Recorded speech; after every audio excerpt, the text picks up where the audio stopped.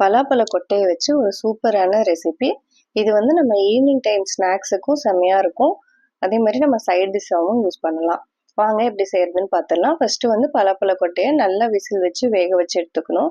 அதுக்கப்புறம் கடுகு, கருவேப்பிலை, காஞ்ச மிளகாய், சின்ன வெங்காயம் அது போட்டு தாளிச்சிட்டு, அதுக்கப்புறம் இந்த வேக வச்ச பலாப்பழ கொட்டைய வந்து நல்லா குட்டி குட்டியா கட் பண்ணிட்டு அதில் ஆட் பண்ணி நல்லா வதக்கணும். அதுக்கப்புறம் தேவையான அளவு தேங்காய் துருவி அதில் வந்து நம்ம ஆட் பண்ணிக்கலாம். இதோட டேஸ்ட் வந்து ரொம்ப சூப்பராக இருக்கும். இது பலாப்பழ கொட்டையை வேக வைக்கும் போது மட்டும் நல்லா விசில் வச்சு வேக வச்சுக்கணும்.